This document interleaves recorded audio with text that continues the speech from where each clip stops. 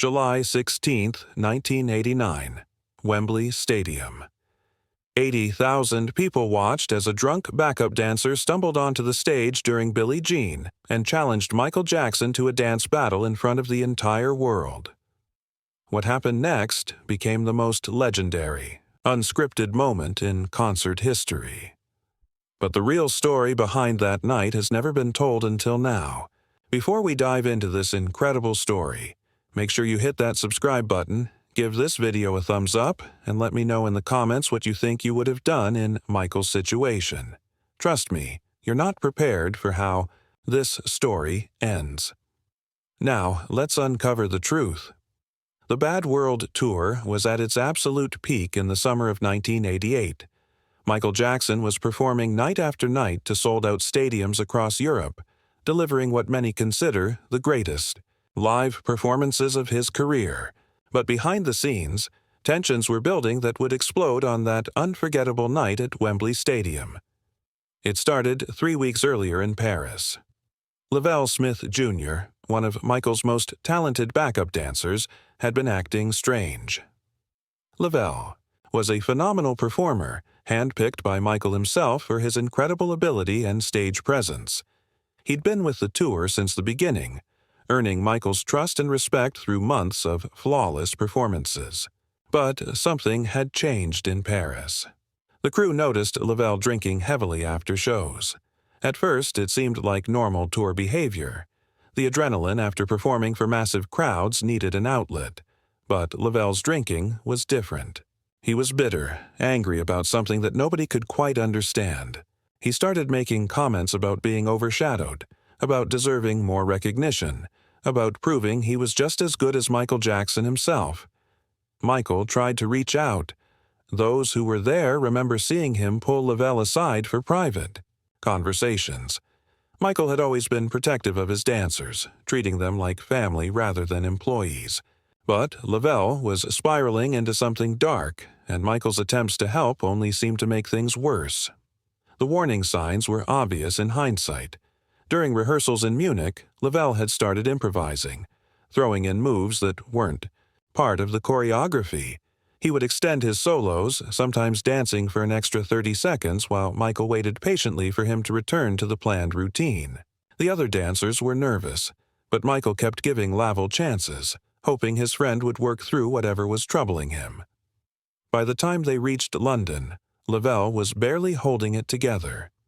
The night before the Wembley performance, hotel staff found him in the lobby bar at 4 a.m., completely intoxicated, ranting to anyone who would listen about how he was tired of dancing in someone else's shadow. Security had to escort him to his room, but not before he made a chilling promise that would haunt everyone the next day. Tomorrow night, everyone's going to see who the real dancer is. July 16th, dawn, gray and drizzling. Typical London weather. That matched the mood of Michael's crew. During the afternoon sound check, Lavelle seemed different, calmer, but with an unsettling confidence that worried everyone who knew him well. He performed his parts perfectly, but there was something in his eyes that suggested he was planning something. Michael noticed it too. Quincy Jones, who was attending the show as a special guest, later recalled seeing Michael approach Lavelle during the break between sound check and showtime. Their conversation was brief but intense, with Michael placing a hand on Lavelle's shoulder, in what seemed like a final attempt to connect with his troubled friend. Lavelle nodded and smiled, but it was a smile that didn't reach his eyes. By 8:00 p.m., Wembley Stadium was packed with 80,000 people. The energy was electric with fans who had waited years to see Michael Jackson perform in London. The show started, flawlessly, with Michael delivering one stunning performance after another. Want to be starred in something brought the crowd to their feet. The Way You Make Me Feel had everyone singing along. Everything was perfect, exactly as it had been in dozens of shows before. But during Human Nature, the crew noticed Lavelle acting. Strangely, he was supposed to exit the stage during this song as it was one of Michael's solo moments. Instead, he lingered in the wings, watching Michael with an intensity that made the other dancers uncomfortable. Karen Fay, Michael's longtime Makeup artist later said she felt a chill watching Lavelle's expression during that song. Then came Billie Jean, Michael's signature song and the moment when his performances typically reach their peak. The opening bass line sent the crowd into hysteria, and Michael began his iconic routine. The backup dancers took their positions, executing the choreography they had performed hundreds of times before. But Lavelle wasn't in position. He was supposed to be stage left, but instead he was moving towards center stage, toward Michael's performance space. At first, the audience thought it was part of the show. Michael was known for spontaneous moments and surprise interactions with his dancers, but those watching closely could see that something was wrong. Lavelle was stumbling slightly, his movements unsteady, but determined. He had been drinking heavily before the show, sneaking alcohol from a bottle hidden in his dressing room. By the time he walked onto that stage, he was beyond drunk. He was on a mission to prove himself in front of 80,000 people and a worldwide television audience. The moment that changed everything happened during the second verse. Michael was performing his legendary spins and kicks when Lavelle suddenly stepped directly into his path. The crowd gasped as Lavelle began dancing aggressively, not in support of Michael's performance but in competition with it. He was challenging the king of pop to a dance battle right there on stage in front of the world. For a few seconds, Michael didn't understand what was happening. He continued his routine, tried to work around Lavelle's unexpected presence, but Lavelle wasn't backing down. He matched every move Michael made, then added his own flourishes, trying to outshine the star he was supposed to be supporting. The other dancers froze, unsure whether to intervene or continue the show. That's when Michael Jackson did something that proved why he was truly the king of pop. Instead of having Lavelle removed by security, instead of stopping the show or losing his composure, Michael smiled. He looked at Lavelle, looked at the confused crowd, and then did something extraordinary. He embraced the challenge. What happened next was pure magic. Michael began to dance with Lavelle, but not against him. He elevated the moment into something spectacular. He turned what could have been a disaster into an impromptu duet that showcased both performers' incredible abilities. Michael led, Lavelle followed, and together they created something that had never been planned, but was absolutely mesmerizing. The crowd didn't know they were witnessing a crisis being transformed into artistry. They saw Michael Jackson with his legendary grace and professionalism turning an unexpected moment into part of the show. Michael spun. Lavelle copied the spin but added a jump. Michael kicked. Lavelle kicked higher. Instead of a confrontation, it became a celebration of dance itself. But Michael was doing more than just salvaging the performance.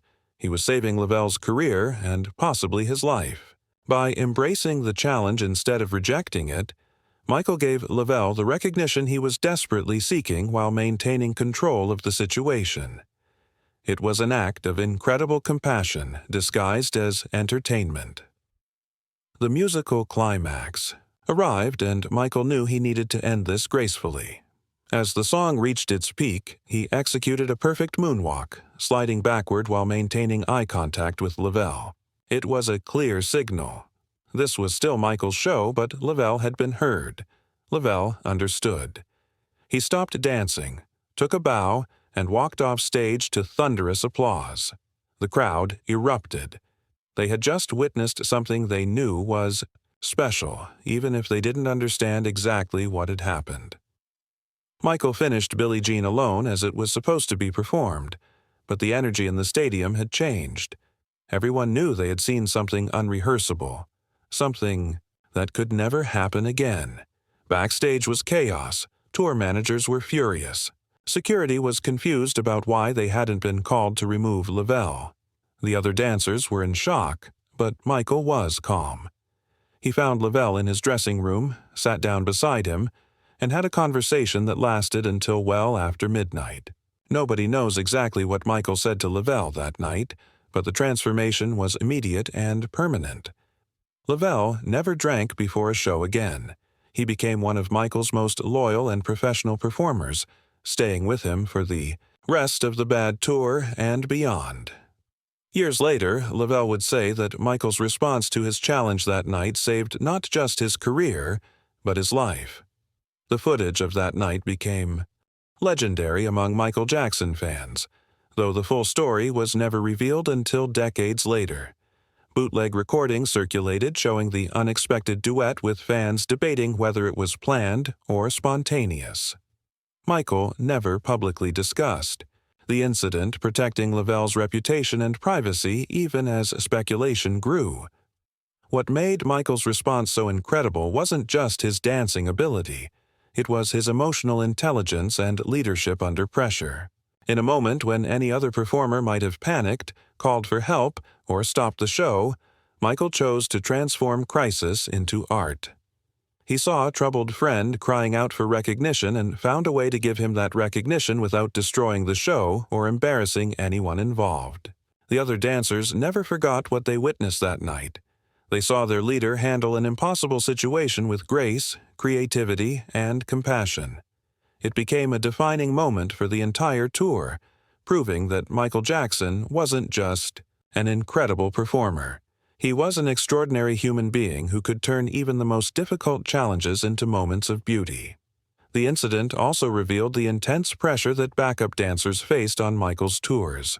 They were performing alongside the greatest entertainer in history, often feeling invisible despite their crucial contributions to the show. Michael's response to Lavelle's challenge led to changes in how he interacted with his dancers, ensuring they felt valued and recognized for their artistry. In the years that followed, Lavelle Smith Jr. became one of the most respected choreographers and dancers in the industry. He worked with Janet Jackson, Usher, and numerous other major artists. But he never forgot the night Michael Jackson could have destroyed his career with a single word to security, and instead chose to save it with understanding and grace.